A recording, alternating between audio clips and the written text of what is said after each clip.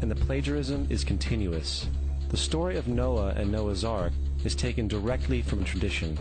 The concept of the Great Flood is ubiquitous throughout the ancient world, with over 200 cited claims in different periods and times. However, one need look no further for a pre-Christian source than the Epic of Gilgamesh, written in 2600 BC. This story talks of a great flood commanded by God, an ark with saved animals upon it, and even the release and return of a dove, all held in common with the biblical story, among many other similarities. And then there is the plagiarized story of Moses. Upon Moses' birth, it is said that he was placed in a reed basket and set adrift in a river in order to avoid infanticide. He was later rescued by a daughter of royalty and raised by her as a prince.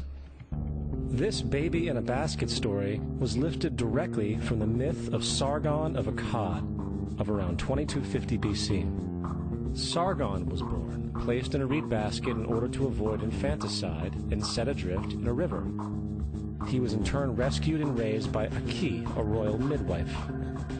Furthermore, Moses is known as the lawgiver, the giver of the Ten Commandments, the Mosaic Law. However, the idea of a law being passed from God to a prophet up on a mountain is also a very old motif. Moses is just another lawgiver in a long line of lawgivers in mythological history. In India, Manu was the great lawgiver. In Crete, Minos ascended Mount Dicta, where Zeus gave him the sacred laws, while in Egypt there was Meses, who carried stone tablets, and upon them the laws of God were written. Manu, Minos, Meses, Moses. And as far as the Ten Commandments, they are taken outright from spell 125 in the Egyptian Book of the Dead. What the Book of the Dead phrased, "I have not stolen," became "Thou shalt not steal."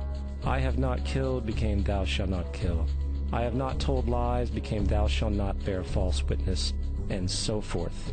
In fact, the Egyptian religion is likely the primary foundational basis for the Judeo-Christian theology. Baptism, afterlife, final judgment, virgin birth, death and resurrection, crucifixion, the Ark of the Covenant, circumcision, saviors, Holy Communion, Great Flood, Easter, Christmas, Passover, and many, many more are all attributes of Egyptian ideas long predating Christianity and Judaism. Justin Martyr, one of the first Christian historians and defenders, wrote, "When we say that he, Jesus Christ, our teacher, was produced without sexual union, was crucified and died and rose again and ascended into heaven, we propound nothing different from what you believe regarding those who you esteem sons of Jupiter." In a different writing, Justin Martyr said, "He was born of a virgin, accept this in common with what you believe of Perseus." It's obvious that Justin and other early Christians knew how similar Christianity was to the pagan religions. However, Justin had a solution.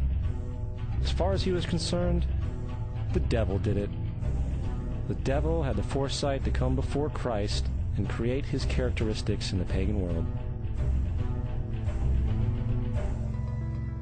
Fundamentalist Christianity, fascinating. These people actually believe the world is 12,000 years old. Swear to God. I actually asked one of these guys, okay, dinosaur fossils. He says, dinosaur fossils? God put those here to test our faith.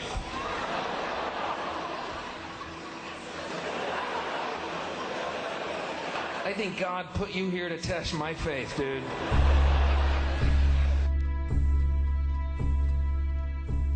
The Bible is nothing more than an astrotheological literary hybrid, just like nearly all religious myths before it.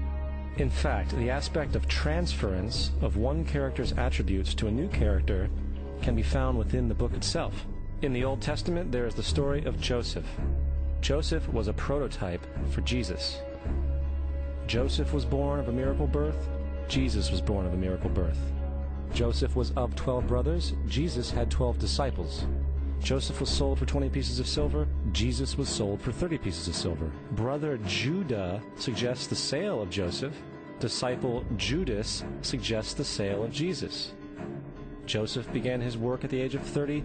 Jesus began his work at the age of 30. The parallels go on and on. Furthermore, is there any non-biblical historical evidence of any person living with the name Jesus, the son of Mary, who traveled about with 12 followers, healing people and the like? There are numerous historians who lived in and around the Mediterranean either during or soon after the assumed life of Jesus. How many of these historians document this figure? Not one. However, to be fair, that doesn't mean defenders of the historical Jesus haven't claimed the contrary. 4 historians are typically referenced to justify Jesus' existence. Pliny the Younger, Suetonius, and Tacitus are the first 3. Each one of their entries consists of only a few sentences at best, and only referred to Christus or the Christ, which in fact is not a name but a title. It means the Anointed One. The 4th source is Josephus, and this source has been proven to be a forgery for hundreds of years. Sadly, it is still cited as truth. You would think that a guy who rose from the dead and ascended into heaven for all eyes to see and performed the wealth of miracles acclaimed to him would have made it into the historical record. It didn't, because once the evidence is weighed, there are very high odds that the figure known as Jesus did not even exist.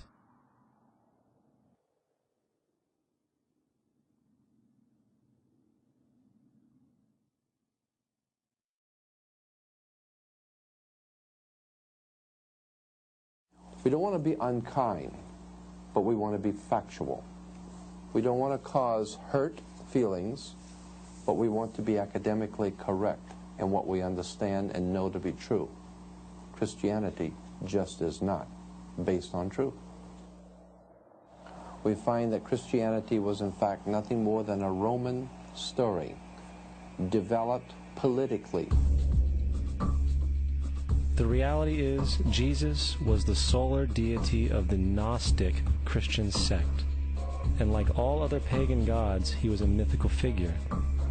It was the political establishment that sought to historize the Jesus figure for social control. By 325 AD in Rome, Emperor Constantine convened the Council of Nicaea. It was during this meeting that the politically motivated Christian doctrines were established, and thus began a long history of Christian bloodshed and spiritual fraud. And for the next 1600 years, the Vatican maintained a political stranglehold on all of Europe, leading to such joyous periods as the Dark Ages, along with enlightening events such as the Crusades and the Inquisition.